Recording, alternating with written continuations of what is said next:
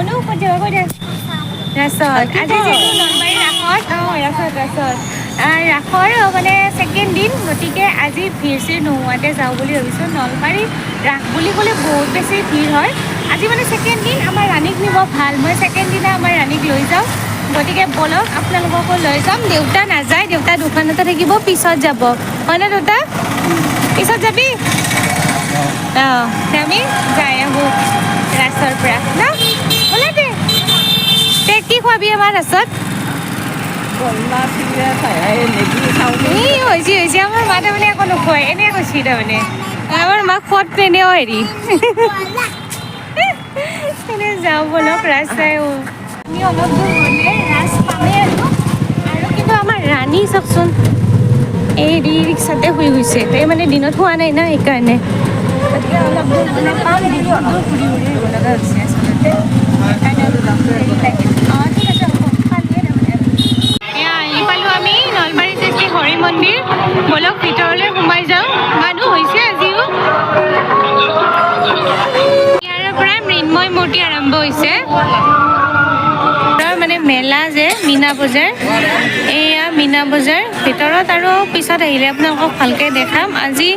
ৰাণীৰ লগত আহিছোঁ তো গতিকে গোটেই ভিতৰত যাব পৰা নাই এনেকৈ এখন অভাৰব্ৰিজৰ ওপৰেদি গণেশ মন্দিৰৰ ফালে যাব পাৰি লাইটিংটো বঢ়িয়া হৈছে আজি বাৰু সেইফালে নাযাওঁ দেখিছেনে বহুত ধুনীয়া লাইটিং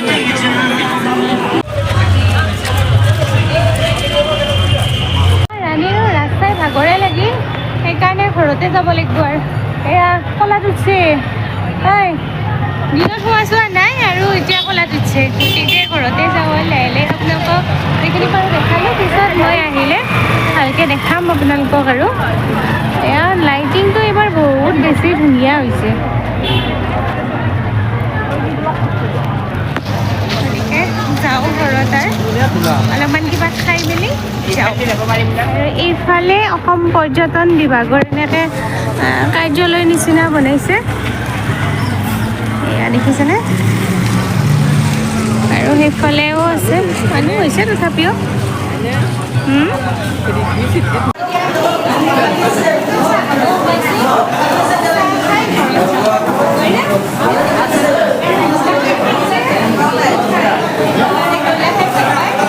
আৰু এইফালে মায়ে খাই আছে চিংৰা আৰু মৰৈয়া চিংৰা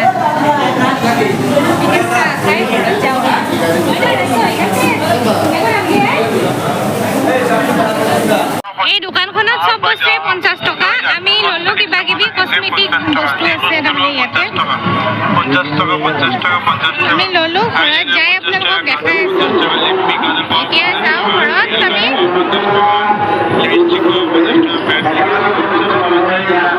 ঘৰ পালোঁ ৰাস চাই কিন্তু কি হ'ল জানেনে গোটেইখিনি চাব নোৱাৰিলোঁ এনেও বাৰু নলবাৰীৰ ৰাস এদিনত চোৱা নহয় আৰু আমাৰতো একদম ভালকৈ চোৱা নহ'লে কাৰণ ৰাণীক নিছিলোঁ না সেইকাৰণে অলপ চালোঁ আৰু চাব লাগিব পিছত তাই তাৰমানে বেছি খোজকাঢ়িব নোৱাৰে আৰু মানে যাবও মন কৰা নাই তাই তেনেকুৱা হৈছে কথাটো আৰু দিনতো খোৱা নাই না টোপনি লাগি আছে সেইকাৰণে ঘৰত গুচি আহিলোঁ আৰু মই যে কৈছিলোঁ ৰাসৰ পৰা কিবা কিবি লৈছোঁ আপোনালোকক দেখাওঁ ৰ'ব কিন্তু ৰাণী এটা বেগ লৈছিল বেগটো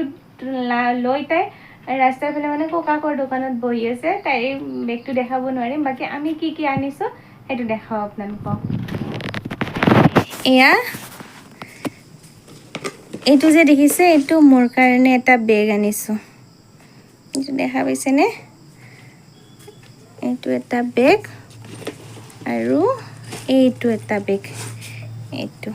এইটো আনিছোঁ এই দোকানত তাৰমানে আমাৰ ভাত তাত নিয়াৰ কাৰণে ভাল হ'ব এইটো এনেকুৱা এটা বেগ আনিছোঁ আপোনালোকে গেছ কৰিবচোন এইটাত কিমান দাম হ'ব পাৰে এইটো এটা আৰু এইটো এটা আৰু মোৰ এই বেগটো ভাল লাগিছেনে কমেণ্টত জনাব আৰু এইকেইটা আনিছোঁ হেৰি আপোনাৰ কি বুলি কয় পাৰফিউম বডি স্প্ৰে আৰু এইটো হৈছে গোলাপ জল তাৰপিছত এয়া বডি স্প্ৰে এনেকুৱা বডি স্প্ৰে দুটা, এইটো ফগ আৰু এল'ভেৰা জেল মুখত ঘঁহাৰ কাৰণে। এইটো এটা এইকেইটা আনিছোঁ। এইকেইটা কিন্তু কিমান দাম জানেনে? গোটেই 50 টকা। মই যে আপোনালোকক দেখাইছিলোঁ 50 টকীয়া দোকানখন, এই তাৰ পৰা আনিছোঁ। মানে মুখত খোৱাকেইটা কেনেকুৱা নাজানো আৰু, কিন্তু ডেটটো আছে বহুত, মানে দেখাততো ভালেই লাগিছে বাৰু, কিন্তু মুখত যদিও ঘঁহিব নোৱাৰি বা কিবা এনেকুৱা, ভৰিতে ঘঁহিম আৰু এইটো গোলাপ জল, গোন্ধ চোন্ধ চব গোলাপ জলৰ নিচিনা, কি বা নাজানো আৰু, এনেই লৈ আহিছোঁ আৰু এইকেইটা কিন্তু দেখিছেনে ফগ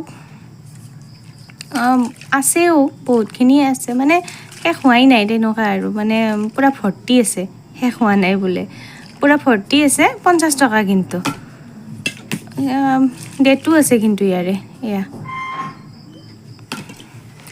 আৰু এই বেগকেইটাৰ দামকেইটা মই কৈ দিওঁ দিয়ক আপোনালোকক।